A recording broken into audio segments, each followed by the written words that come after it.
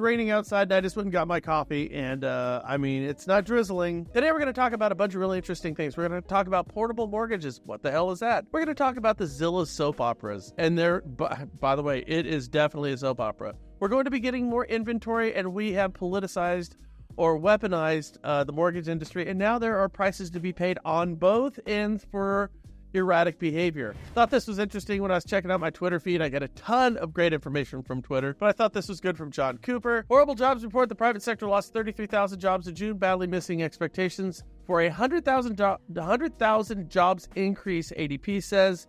Can anyone spell recession? I can spell depression better than I can spell recession. This market, guys, every day I wake up, it is just another day with a bunch of insanity, moves of desperation that are taking place. I don't know why this surprises anybody. We keep hearing positive information from both sides of the aisle about how things are going great, and they're the reason for it, and anything going wrong is the responsibility or the problem from the other side of the aisle. It's all this bickering and infighting. And the truth of the matter is we don't know which direction is up or down, do we? There's a couple of reasons for this.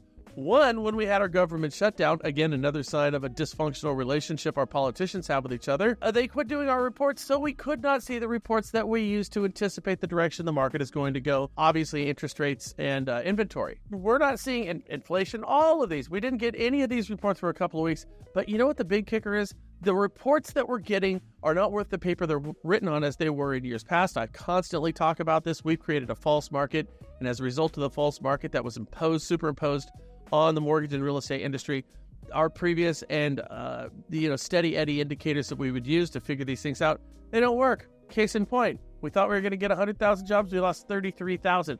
That is 133,000 job swing. Foreclosures, my friends, they surged 20% as Americans struggled to pay mortgages and fears of a 2008-style crash soar. 2008 and then some. We're going to call this the plus one. World War I was a big war, and more people died, I believe. More soldiers died. But World War II is the one that everybody remembers. We had the Great Recession Part 1, and now we just call it the Great Recession, just like they called it the Great War. Then after World War II, they said, we're going to call it Great War World War I. So we're going to be calling this Recession 1 and Recession 2, just like the wars. And again, this is not something that's intended to scare anybody. Frankly, I think this is the invariable correction to the market that we absolutely have to have in order to get to a market that has a semblance of sanity. In October alone, there were 36,766 foreclosure filings, the first steps in the process.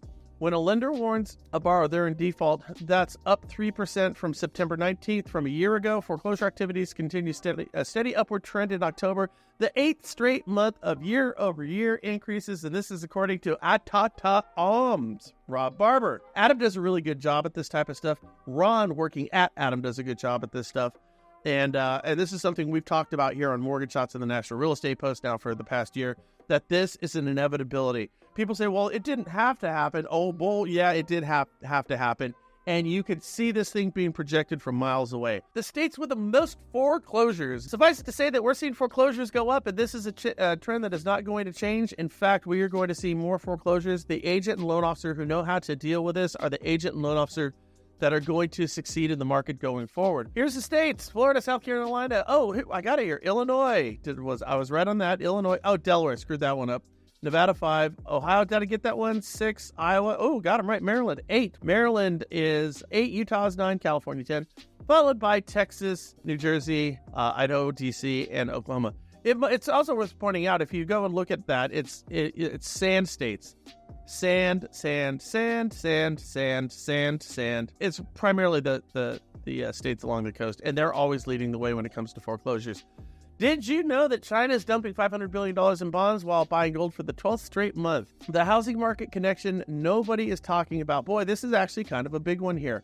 Countries are dropping U.S. bonds like nobody's business right now. Dropping U.S. bonds will have a negative impact on mortgage interest rates. Why are they doing this? I don't know. I think it's a power play to try to become the largest economy in the world, and one of the ways of doing it is trying to destabilize the United States dollar or make it not the currency that the world uses. When foreign central banks dump treasuries, yields rise. Higher treasury yields equals higher mortgage rates, even if the Fed pauses. We're not just fighting the Fed anymore. I love how they put it. We're not just fighting the Fed anymore. We're fighting the global de-dollarization trend that is taking place. The 10-year Treasury yield directly influences the 30-year fixed-rate mortgage in China and other BRIC nations following the same playbook.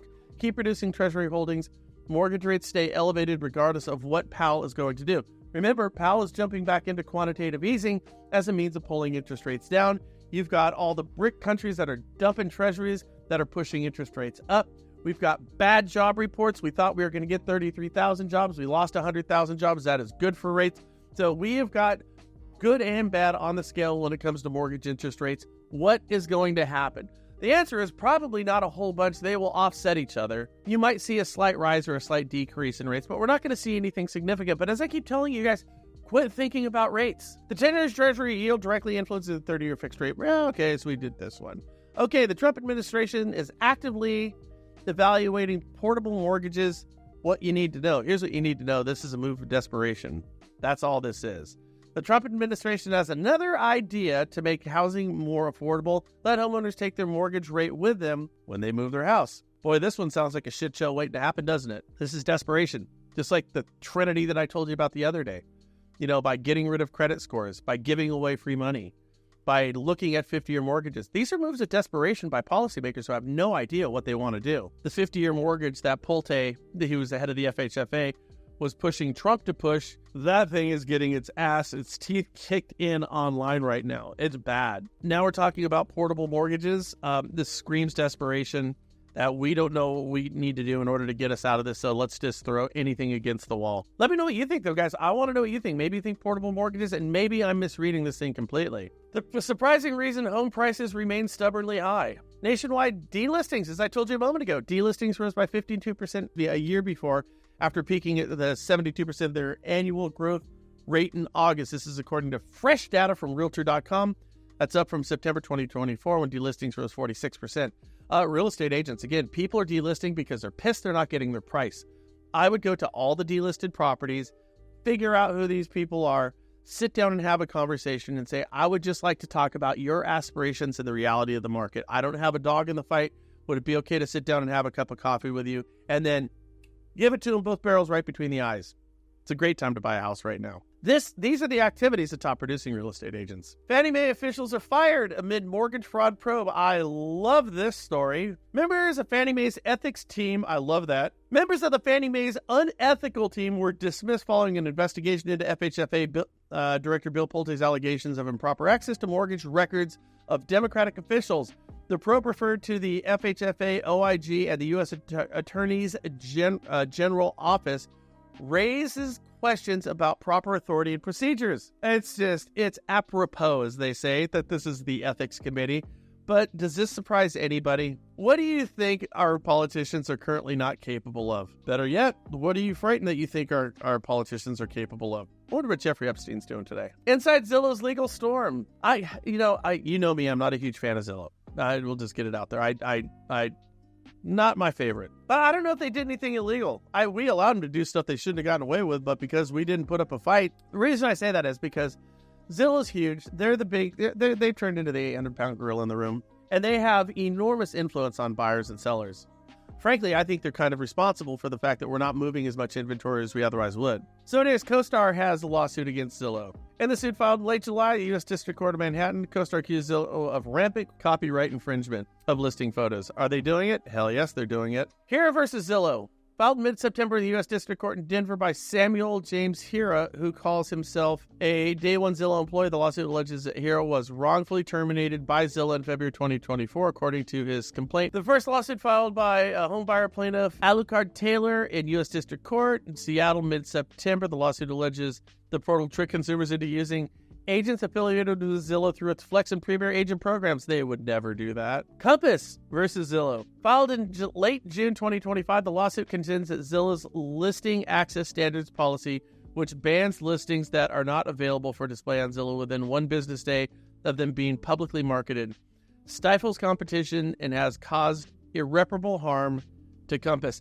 Here's the whole deal. If Zillow had their way, they would snuff out Compass, wouldn't they? And frankly, yeah, if they do, I mean, isn't that the idea of business, is you snuff out your competition? I think it is. I don't begrudge Zillow for it. I don't like Zillow, but I don't know if these lawsuits are entirely fair. So these are dilemmas for today. which is going to be Friday, November 14th. My question is, what are you going to do about it? You can reach out to us on our team over here, and we can help you out because we do things differently.